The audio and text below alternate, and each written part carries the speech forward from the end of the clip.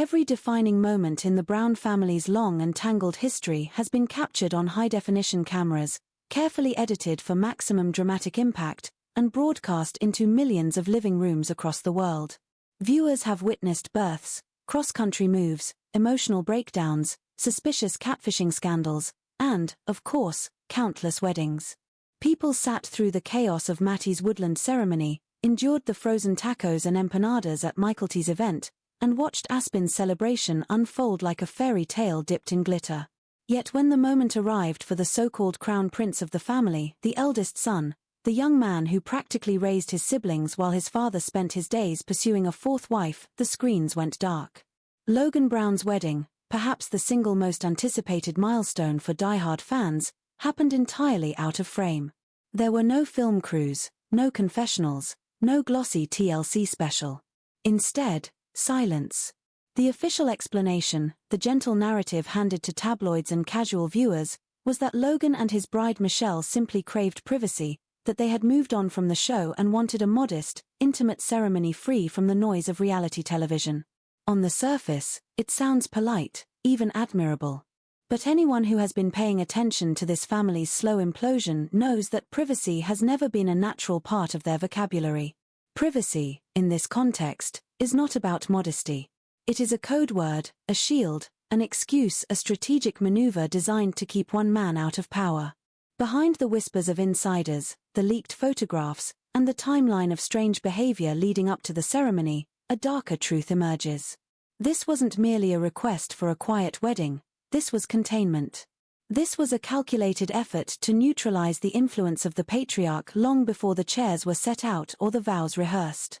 To understand why Logan's wedding was deliberately kept off camera, one must look at the patterns established by all the weddings that came before. Kody Brown has many habits, but his most persistent addiction isn't polygamy or religious rhetoric, it is attention. At every daughter's wedding, without fail, he managed to orbit the spotlight until he became the center of gravity. At Matty's wedding, he paced so nervously and talked so intensely about his own role that he made the officiating awkward and self-focused. At Michael's reception, he drifted into uncomfortable territory, rambling about hormones and marital dynamics as if he were auditioning for a role in a play about himself. For Cody, weddings have never been solely about celebrating the couple, they are stages upon which he performs the persona of the great patriarch. But Logan is different. Logan grew up observing everything, taking mental notes, absorbing the chaos around him. He was the one waking early to prepare breakfast for his younger siblings while his father darted around town, trying to play husband in 4 different households. Logan has always known exactly who his father is. According to people close to production, Logan and Michelle decided very early in the process that allowing the wedding to be filmed would be a direct invitation for Cody to take control. If a network pays for a wedding, the network produces it. And if the network produces it, they hand Cody a microphone, a camera, and a stage, everything he requires to dominate the day. Sources suggest that a lengthy behind-the-scenes negotiation took place months before the invitations were even printed. The network desperately wanted this wedding. Logan is adored by fans. A Logan Gets Married special would have shattered viewership records, perhaps becoming the highest-rated episode in years. Rumor has it that the network didn't merely ask. They offered. They allegedly presented the couple with a blank check, tens of thousands of dollars, possibly more, along with free vendors, free decor, free everything in exchange for the rights to film. For most young couples, this would have been an irresistible offer. But Logan didn't just turn down the money, he rejected the strings attached. Insiders believe this refusal was Logan's only leverage to enforce what amounted to a silent gag order on his father. If the cameras were rolling, Cody would be required to perform, he would give a speech, wear a microphone, deliver dramatic confessional moments about how proud he was, or worse, twist the event into yet another narrative about sacrifice and loyalty. By eliminating the cameras entirely, Logan stripped Cody of his audience. It went deeper still. Word has circulated that Cody arrived with his own list of expectations. He allegedly believed he would officiate the ceremony, just as he had in previous family weddings.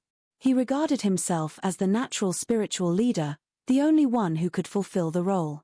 Imagine the shock when Logan told him bluntly, "No, Dad, we've hired a professional." That rejection alone would have felt like a direct strike against his authority. Then came the issue of speeches, dangerous territory for a man who has spent years monologuing on television. Logan and Michelle were reportedly horrified at the thought of giving him a live microphone.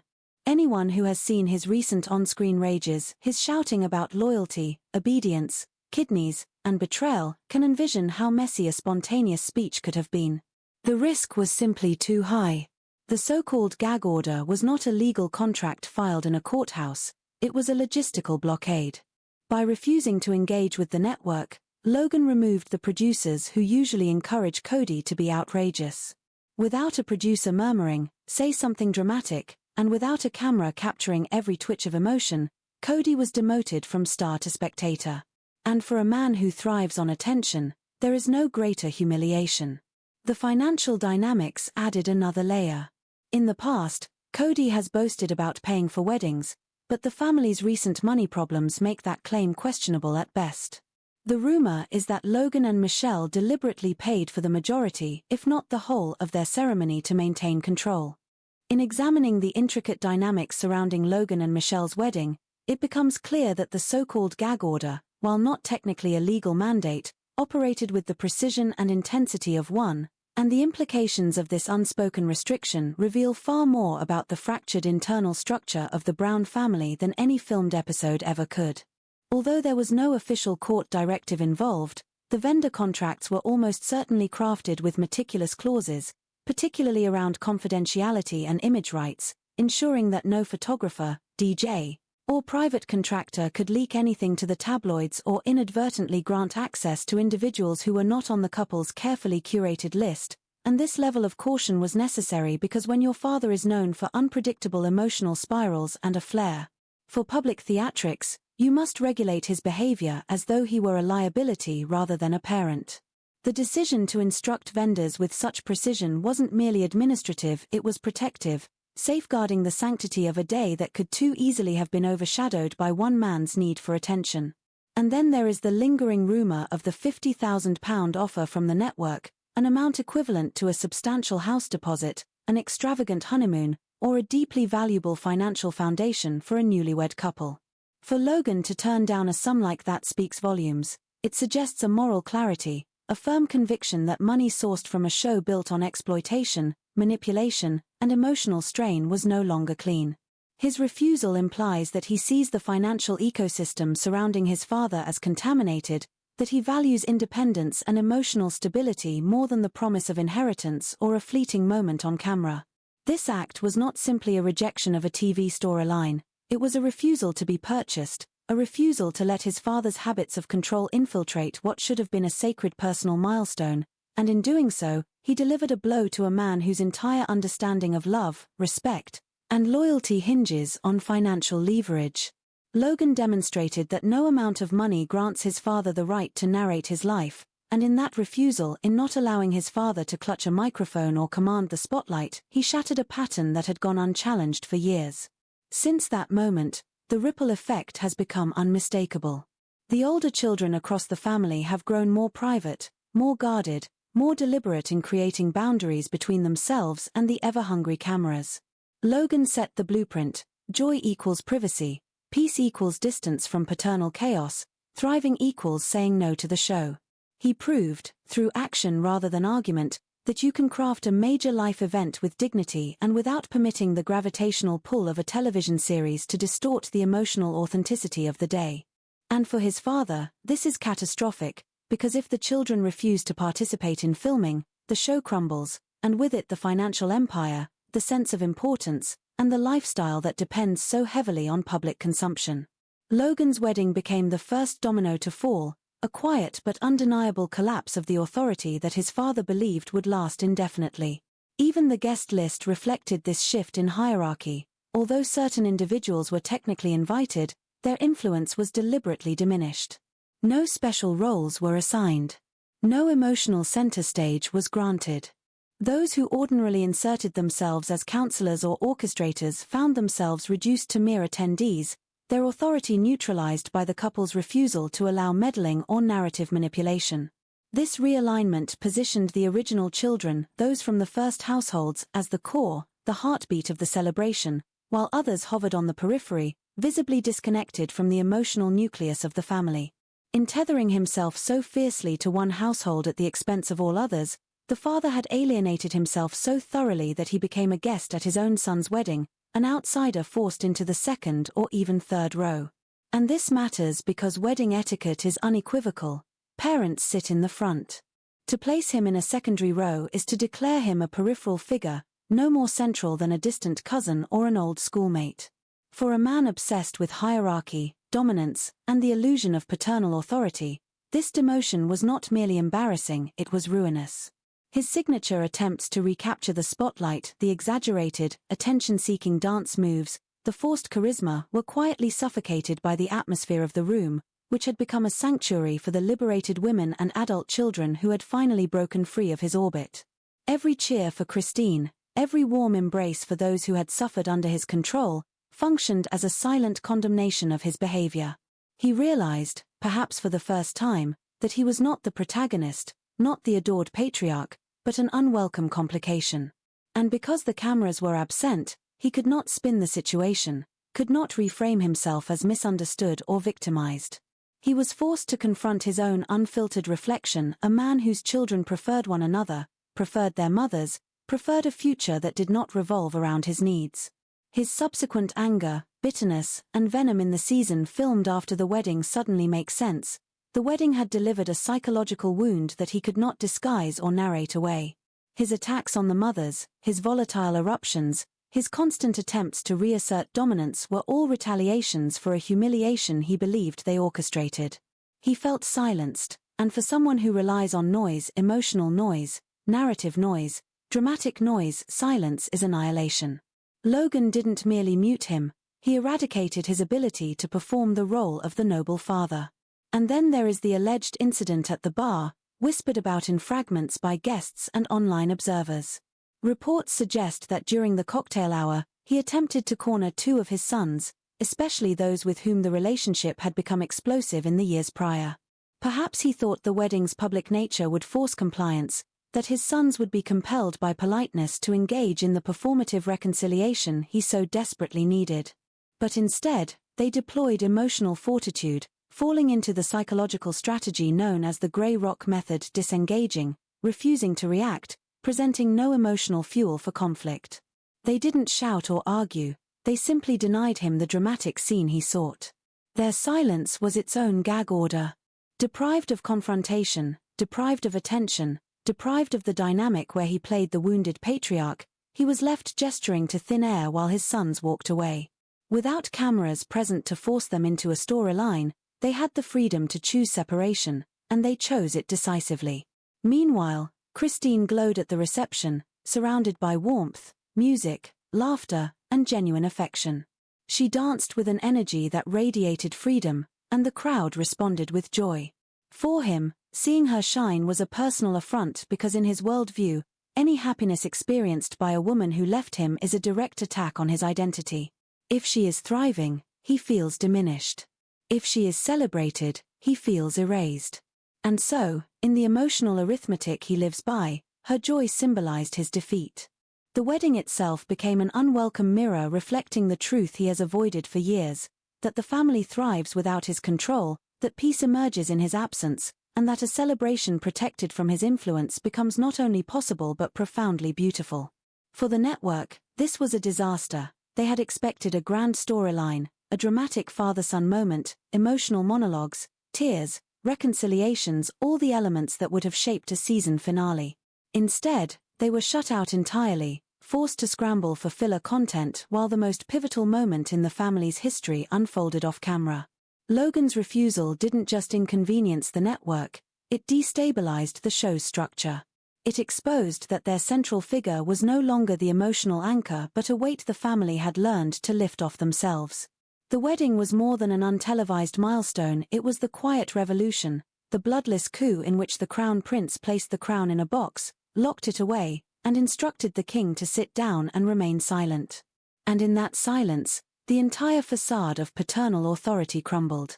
The gag order placed upon Cody subtly but powerfully prevented him from hijacking the atmosphere and seizing the microphone to redirect a joyous celebration back toward his own ego, denying him the opportunity to clink a glass and deliver one of his self-aggrandizing toasts meant to overshadow Christine's radiance.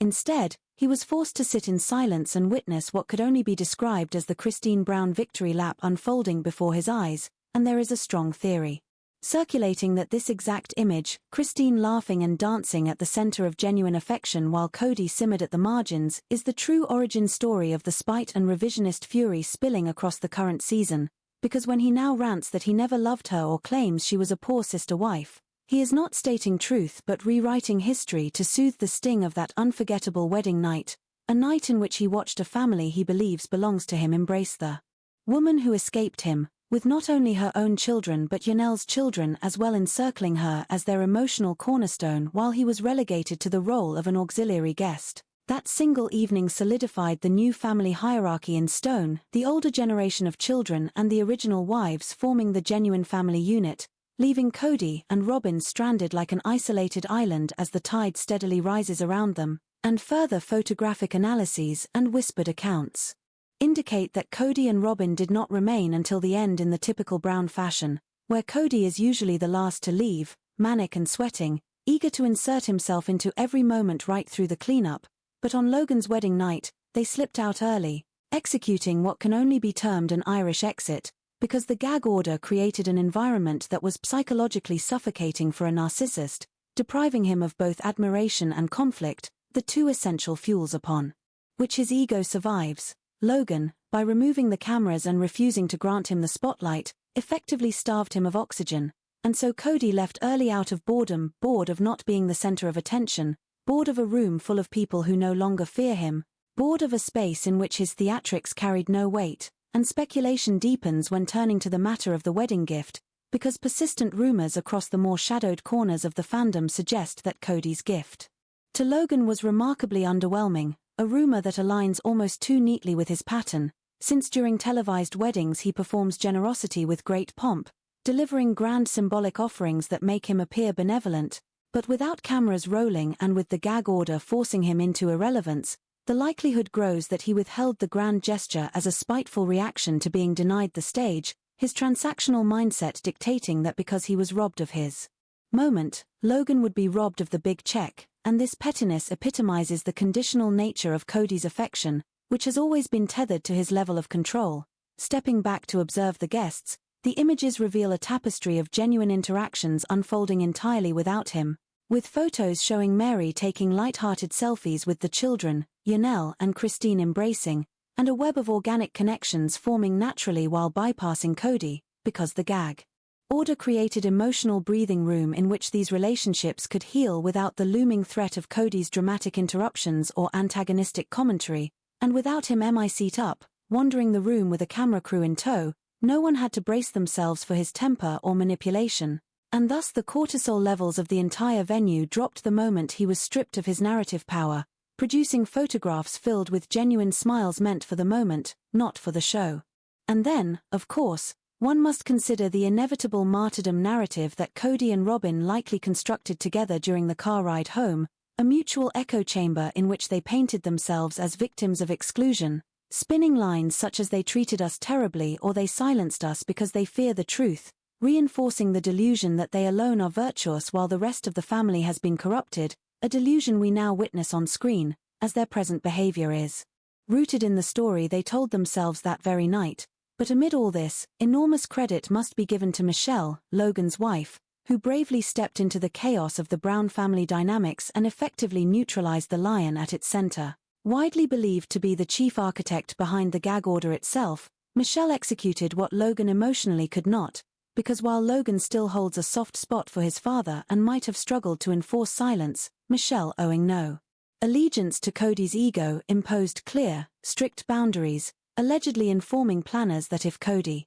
attempted drama, the music would be raised, if he attempted to seize a microphone, the sound would be cut, meaning Michelle operationalized the gag order with surgical precision and in doing so became an unsung hero of familial liberation, offering a blueprint that others, Tony, Mitch, David, have since adopted. Do not argue with Cody, "Do not attempt reason, simply mute him," and this blueprint carries into comparisons with Gwendolyn's wedding, which followed Logan's and bore the same hallmarks but executed with even firmer boundaries, because by then Logan had proven the model, becoming the first of the Brown children to turn down a large television payday, demonstrating that a wedding can exist and thrive without the show, altering the family's paradigm forever, for the Browns had long operated under the belief that they existed because they filmed, but Logan challenged that narrative by proving they exist despite the filming, a paradigm shift that has destabilized Cody entirely. Because in his own eyes he is the sun around which everyone should orbit, yet Logan revealed him to be a burnt-out star whose gravity no longer holds influence, and woven into this is the specter of potential legal threats, because while the gag order was not a court mandate, there is credible speculation that Cody attempted contractual intimidation, possibly claiming contractual obligations with the network required filming at family events, opening the possibility of a standoff involving agents, lawyers, and corporate pressure placed upon Cody to pressure his son into signing releases, which recontextualizes Logan's refusal not as mere preference but as a rebellion against a corporate machine intertwined with his father's ego and income, meaning Cody's sour expression that evening may have stemmed not only from emotional defeat but from perceived financial loss. Turning to the speeches, one must imagine Cody sitting stiffly, hearing heartfelt tributes to Logan's character, his reliability, his strength, his role as a father figure to his younger siblings, each phrase a subtle but stinging indictment of Cody's failures, and with the gag order preventing him from interrupting or correcting the narrative, he was forced to silently endure praise lavished upon his son for embodying traits Cody only pretends to have, the silence becoming a punishment in itself, a mirror held to his inadequacies. Meanwhile, Robin's children were present, but without producers to script